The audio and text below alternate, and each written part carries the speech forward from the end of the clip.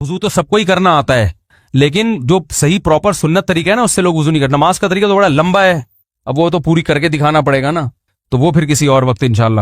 وضو کا جو طریقہ ہے نا، لوگ کیا کرتے ہیں عجیب، نارملی تو سب صحیح کر رہے ہوتے ہیں لیکن جو صحیح سنت طریقہ اس کو فالو نہیں کرتے.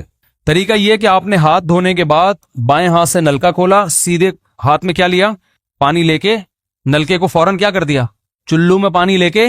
لوگ سمجھتے ہیں نلکا کھولنا تو سنت ہے، بند کرنا سنت. ارے بولو نا یار، نہیں ہے. تو کلی تو سیدھے ہاتھ سے کرنی ہے نا، تو الٹے ہاتھ سے آپ کیا کر دیں گے، نلکا بند.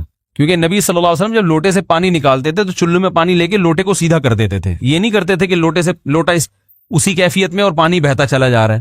تو آپ نے نلکے کو لیفٹ ہاتھ سے کھولا اور چلو میں پانی لیا اور فوراً نلکے کو کیا کر دیا، بہت زور سے بھی بند نہ کریں، اس کا واشر خراب ہو جاتا ہے، بس آرام سے بند کر دیا.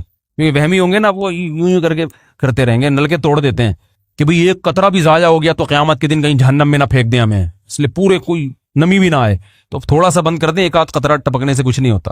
یہ لیا آپ نے، منہ میں کلی کی، مسواک کی، مسواک نہیں ہے تو انگلی سے دانت صاف کیے، غرارہ بھی کیا اگر روزہ نہیں ہے، ٹھیک ہے. پھر نلکا کھولا، پھر بند کیا، پھر کلی، اس طرح.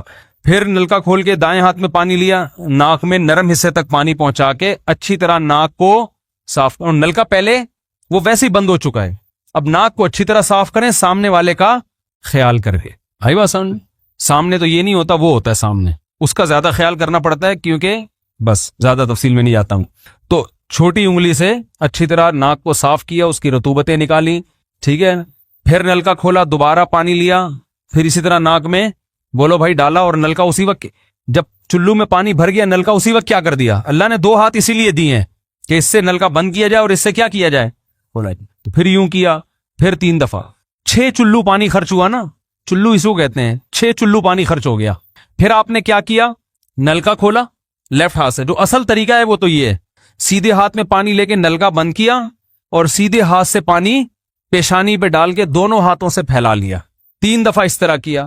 اس پہ عمل نہیں ہوتا تو پھر اتنا کر لو کہ دونوں ہاتھوں پہ کیا لے لو، نلکا کھول کے پانی لے کے پیشانی پہ ڈالو اور فوراً نلکا کیا کر دو، بند کر دو، اور پھر ہاتھوں سے اچھی طرح اس کو ملو. سمجھ میں نہیں آ رہی بات؟ تو یہ عمل کتنی دفعہ کیا، نلکا ہر دفعہ میں بند ہو رہا ہے. ہمارے ہاں جس ٹائم پہ نلکا کھلتا ہے تو جب تک وضو مکمل نہیں ہو جاتا بند ہونے کا نام نہیں لیتا. 3 دفعہ آپ نے منہ اچھی طرح دھو لیا. داڑھی ہے تو اس میں کیا کر لیا، بڑی داڑھی ہے، میری داڑھی ایسی ہے میں تو چلو سے پوری داڑھی دھو لیتا ہوں، چھوٹی سی داڑھی ہے تو داڑھی میں خلال کر لیا آپ نے. اس کے بعد آپ نے بازو کیسے دھونے ہیں، بازو دھونے کا بھی یہ طریقہ ہے. لیفٹ ہاتھ سے چلو میں پانی لیا، جب سیدھے ہاتھ میں پانی آئے گا تو یوں کیا. قرآن میں کیا ہے کہ قمتم للصلاۃ فاغسلوا وجوہکم وایدیکم الی المرافق، اپنے ہاتھوں کو کوہنیوں تک دھو. بتا دھونے کا عمل ہاتھ سے شروع ہوگا، ختم کہاں ہوگا، پانی یوں نہیں بہانا، اس طرح بہانا ہے پانی، یہاں سے یوں جائے. اور اس میں فائدہ یہ ہوتا ہے کہ بالوں کا جو رخ ہے نا نیچے کی طرف ہوتا ہے، جب پانی اپوزٹ سائڈ میں جاتا ہے تو اسکن اچھی طرح گیلی ہو جاتی ہے. سمجھ رہے ہو؟ تو آپ نے یوں لیا اور ہاتھ سے اچھی طرح ملا. اس ملنے پہ زیادہ زور لگانا ہے، ہم پانی پہ زیادہ زور لگا رہے ہوتے ہیں. پھر یہ بھی ہو سکتا ہے کہ دونوں ہاتھوں سے لو، دونوں ہاتھوں سے نلکا کھول کے دونوں ہاتھوں سے پانی لے کے، کیونکہ اس میں زیادہ پانی آ جاتا ہے تو پانی لے کے آپ نے لیفٹ ہاتھ کو بھی یوں کیا نا، تاکہ یہ پانی بھی ادھر ٹرانسفر ہو اور یوں چلا جائے. اس طرح سے آپ نے دوسری دفعہ دھو لیا اور نلکا کیا کر دیا، بند. پھر تیسری دفعہ بھی ایسا ہی کیا. یہ جو ہوتا ہے نا یوں یوں یوں کر کے رگڑے لگا رہے ہیں نلکے کے نیچے، یہ نہیں ہوتا، یہ سنت طریقہ نہیں ہے. نبی جس برتن سے وضو کرتے تھے تو اس طرح چلو میں پانی لے کے اس طرح وضو کیا کرتے تھے، غسل اسی طرح ہو جاتا تھا. تو اب پھر لیفٹ میں بھی ایسے ہی ہے، لیفٹ میں پانی ڈالا اور سیدھے ہاتھ سے سہارا لے کے کیا کیا، دونوں ہاتھوں کا پانی ادھر آ جائے گا. ایک دفعہ دھل گیا، اچھی طرح مسئلے کونیوں تک پہنچ جاتا ہے اور پریکٹس کے بعد تو بہت اچھا ہو جاتا. اس کے بعد آپ نے کیا کیا، سر کے بالوں کا مسا. سر کے بالوں میں جو یہ ہے یہ طریقہ کچھ بھی نہیں ہے، کہیں بھی ثابت نہیں ہے. سیدھا آپ نے ہاتھ گیلے کیے، پیچھے لے گئے.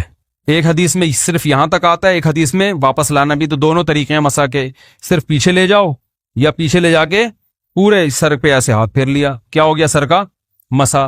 پھر انگلیوں کا، وہ کانوں کا، الاذنان من الراس، حدیث میں آتا ہے کان کس میں سے ہیں، سر میں سے. کیا مطلب، اس کے لیے نیا پانی لینے کی ضرورت نہیں ہے.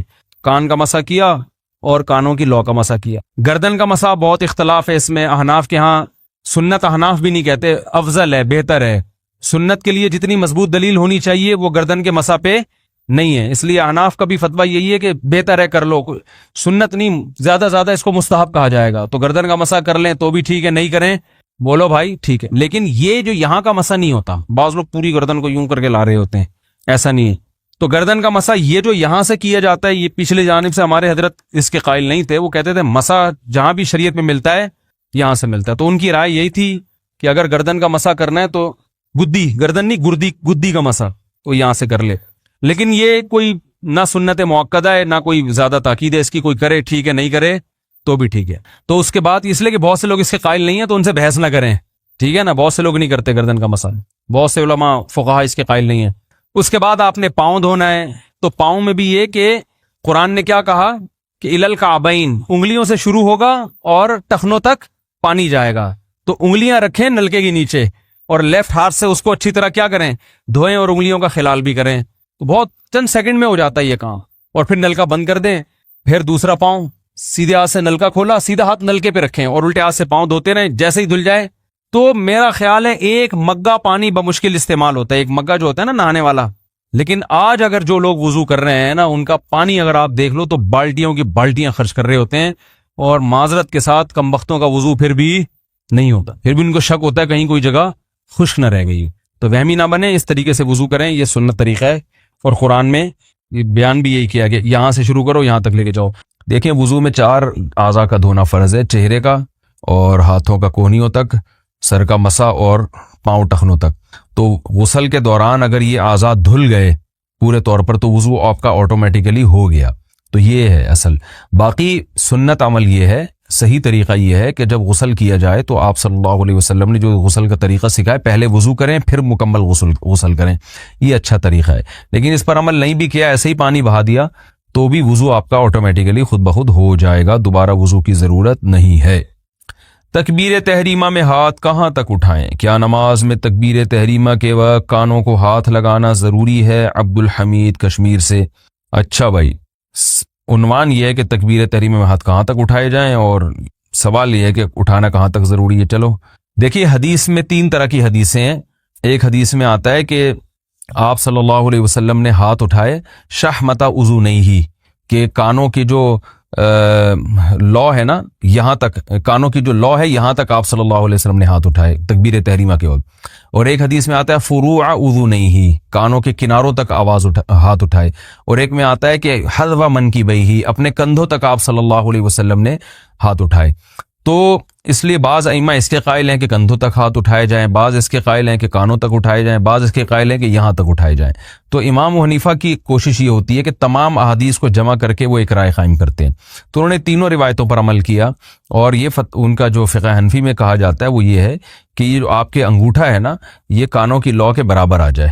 تو اس سے کیا ہوگا، وہ یہ کہتے ہیں کہ جس صحابی نے ہتھیلیوں کا اعتبار کیا کہ نبی کی ہتھیلیوں کو ہاتھ سے تعبیر کیا، تو انہوں نے کہا کہ کندھوں تک ہاتھ اٹھائے جائیں۔ تو انہوں نے اصل میں جب نبی صلی اللہ علیہ وسلم کی ہتھیلیوں کو دیکھا اور تو کہا کہ وہ کندھوں تک اٹھی ہوئی تھیں، اور جن صحابی نے کہا کہ کانوں کے اوپر کے حصے تک ہاتھ اٹھائے جائیں، انہوں نے انگلیوں کا اعتبار سے کہا ہے کہ نبی صلی اللہ علیہ وسلم کی انگلیاں مبارک کانوں کے اوپر کے حصے تک تھی، اور جن صحابی نے کہا کہ یہ کانوں کی یہ اس نرم حصے تک ہاتھ اٹھائے جائیں، تو انہوں نے نبی صلی اللہ علیہ وسلم کے انگوٹھے کو دیکھا کہ درمیانے ہاتھ کے درمیانی حصے کو۔